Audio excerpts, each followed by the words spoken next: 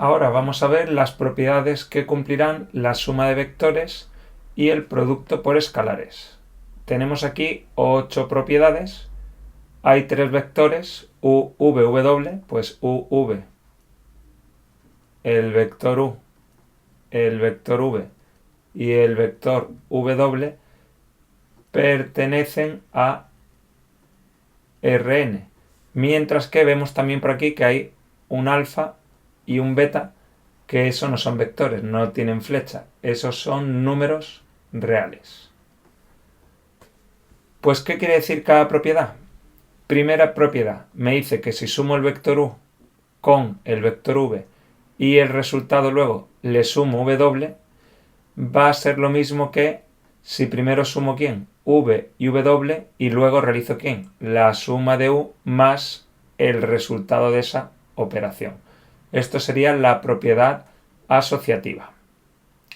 Segunda propiedad, me dice que si sumo un vector u con otro vector v va a ser lo mismo que si sumo el vector v con el vector u. O sea que no importa el orden en el que coloque los vectores en la suma. Esta propiedad es la propiedad conmutativa. Tercera propiedad, si tengo un vector u y le sumo el vector nulo, que ya dijimos que era un vector en el que todos los componentes valían 0, me va a dar ¿cuánto? U, o sea que este sería el elemento neutro respecto a la suma. Si le sumo el vector nulo, el vector u se quedará igual. ¿Qué hemos puesto aquí en medio? Bueno, que es lo mismo hacer u más el elemento neutro, el vector nulo, que el vector nulo más u. Bueno, eso está claro teniendo en cuenta la segunda propiedad, que era la conmutativa respecto a la suma. Cuarta propiedad, elemento opuesto. En algún libro también pone elemento inverso. Yo prefiero llamarle opuesto para que no lo confundáis con el inverso de una fracción. Dice que si a un vector le sumamos ese propio vector cambiado de signo, el resultado será ¿quién? El vector nulo. ¿Qué hemos puesto aquí en medio? Que es lo mismo sumar u más su opuesto que el opuesto más u.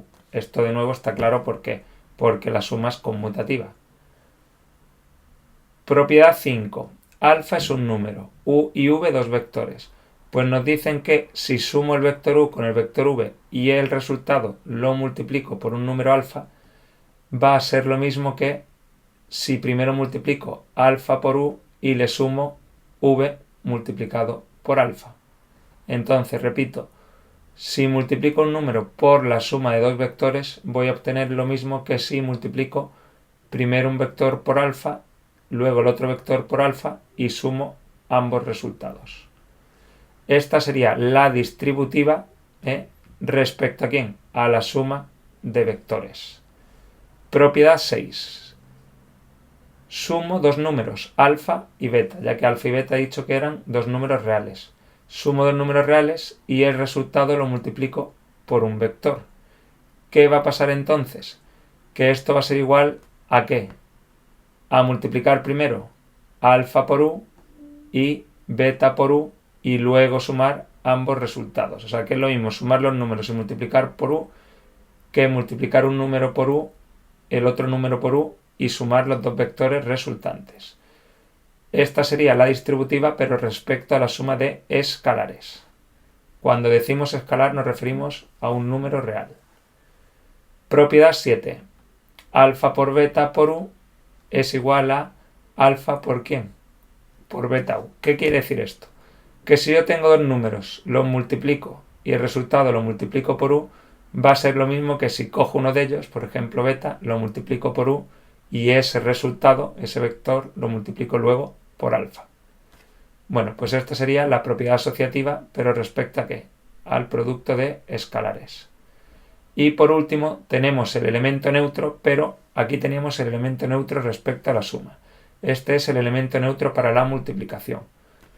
Multiplicación por escalares, o sea que el elemento neutro es el producto escalar. ¿Qué dice esta propiedad? Que si cualquier vector lo multiplicamos por 1, se queda igual, me da el mismo vector. Pues son propiedades que vamos a utilizar mucho, pero muy sencillas.